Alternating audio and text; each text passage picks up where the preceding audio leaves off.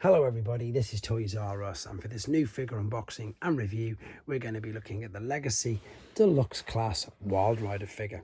So what we're going to do with this video then, we're going to unbox him live in a second, have a look at the entire contents of the packaging. We're then going to have a detailed look at him in both of his modes to help you decide how you want to display him. Because he's a Legacy figure and is of course based on a Generation 1 figure, we're going to see how he compares and displays next to the original version of himself.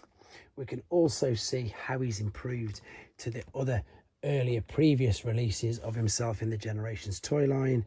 And because of course he is part of Menasor and he's probably not going to fit, no he's not, what I'm going to do as well is of course combine him up to be part of Menasor. So as you can see, quite a few things to get through with this video. So as I start to pack everything down, I'd like to remind anybody, if they're new to this channel, if they'd like to hit that subscribe button for me now please, because it really will help me out.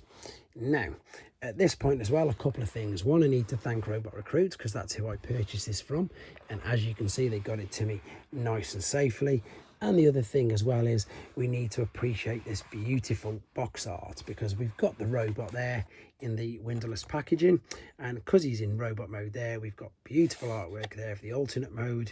And then on the side we've got this half here. It is, as I say, it folds over there.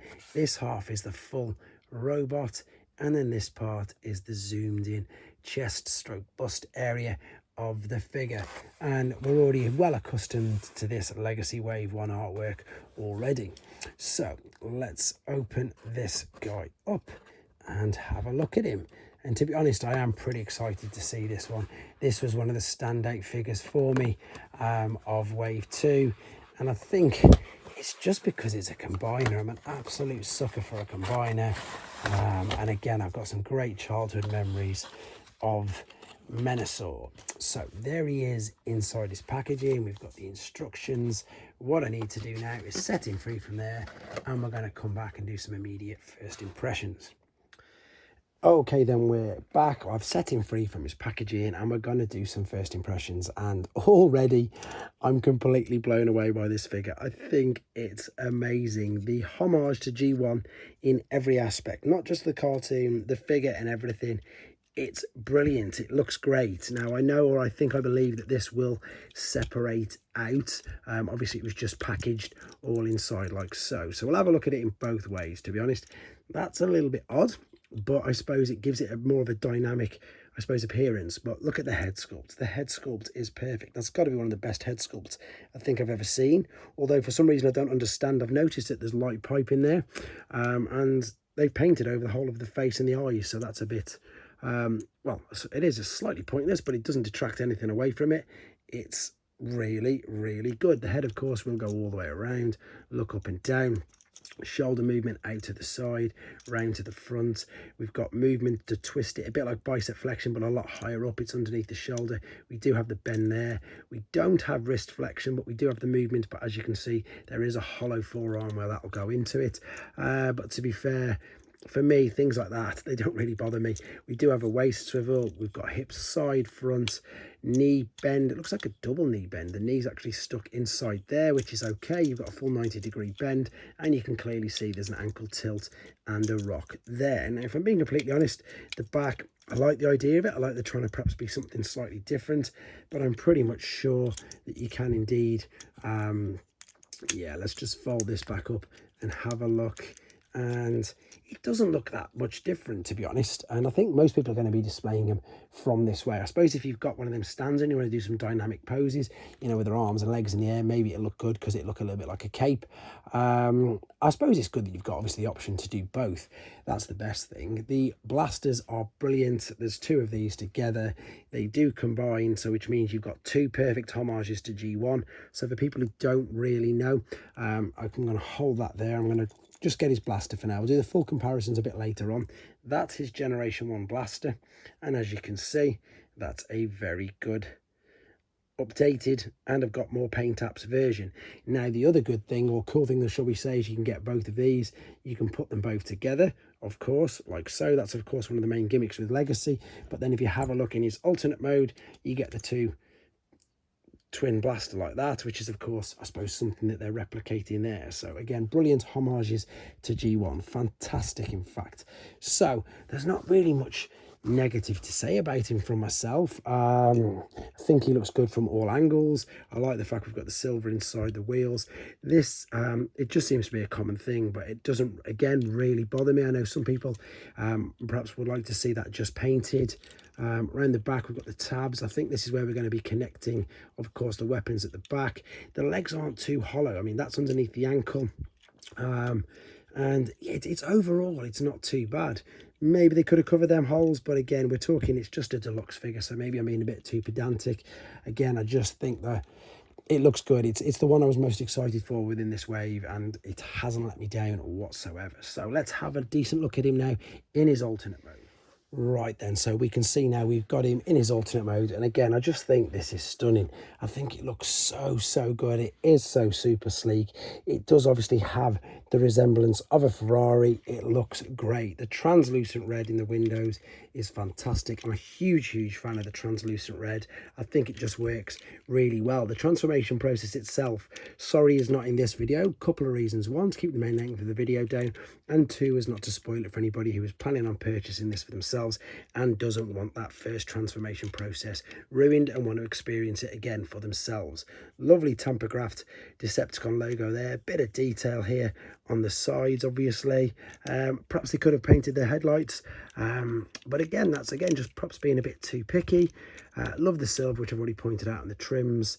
Just think it looks great. I mean, it's a million times better than the Combiner Wars one. This obviously wasn't the standard release. I think that's why we got, was it Breakneck, because they weren't planning on releasing this guy, and in fact they didn't even have the rights to his name, so he was actually known as Breakneck. So it's nice to be able to call him Wildrider again. It's just a million times better than that, and funnily enough, this one feels quite a bit heavier than this. Let's just move, in fact let's do all three while we're here. So we've got the original Motormaster Wildrider. I'm looking at Motormaster, that's why I said it. We've got the original Wildrider there, and of course, as I said, we can take the two guns. Do they need to be together to fit in, or do they just... No, if you join them together, as you can see, they won't fit, but there is more than enough. There's ample space in between them. It makes it look like they're pretty much joined together, to be honest. But even then, you don't really need them. I don't think you need them on the top. I think it looks great. A little surprised maybe again that there's no more 5mm holes anywhere underneath around him. And yeah, I just think, as I say, he does look much better than this. And obviously he's a great homage to the original one that's right there. Now what I'm going to do is something slightly different. I'm going to now show you the way to convert him to fit as part of Menasor. So what you can carefully do is hold this front down, try and just flick. If you're going to flick the front up, you need to get the windscreen out. So it is quite awkward, and it's even worse when you've got zero nails, shall we say. So what I'm looking at doing, there we go, I've created enough space. I can pop the windscreen up and then just turn the front like that. What you've got now is you've got these two holes here. Now this probably isn't going to fit, so I might have to pan out in a second. So we've got Menasor there, Legacy Menasor obviously, and what we're looking at doing, and the good thing about this, I suppose, well, he can be either leg. I was about to say later on and further in the review, the only negative, which isn't really a negative, is that for the first time it isn't really a Scramble City limb, it's got to be a leg. So what we've got here, ignore the tabs on the top. What we do, if we push this purple bit in here, that then reveals, well, it doesn't reveal, you can see these two tabs, but you can see them much better when that's pushed in. So what we're going to do, we're going to line these two tabs up like so and slot him in, and I'm just going to pop him on this side purely so you can see on the camera where he is, rather than putting it on the other side further and further away. And that is how you would connect him. So that's super simple, nothing really difficult about doing that. To be honest, it's probably how he's going to stay with regards to my Menasor, but I'm going to show you how to do this particular point in this particular part of the video. Nothing much more to say with that. Obviously, we're going to return for the final time with him back in his robot mode to do a few more comparisons and see how he displays with his weapons and accessories as well.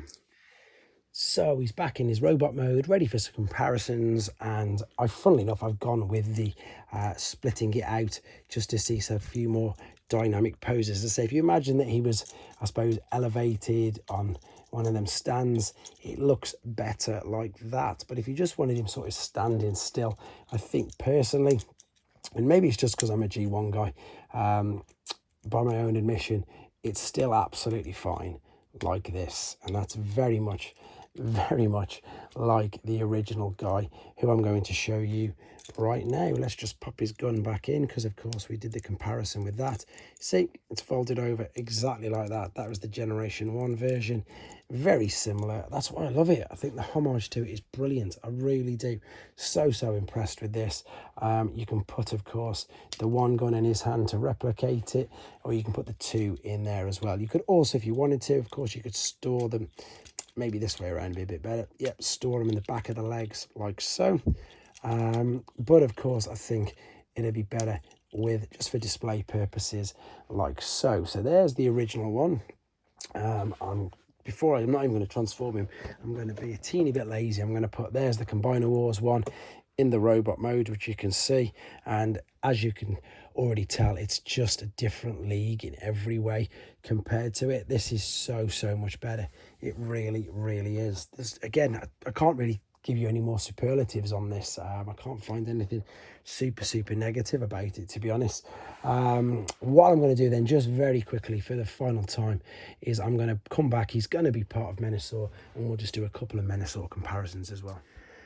Okay then, back for the final time with some Menasor mode comparisons. So obviously we've got the original G1, the teeny little guy right there in the middle, and what I've done is I've pretty much copied the configuration for nearly, both of these on this. We have. So this was, of course, the Combiner Wars version, and where he is the left leg.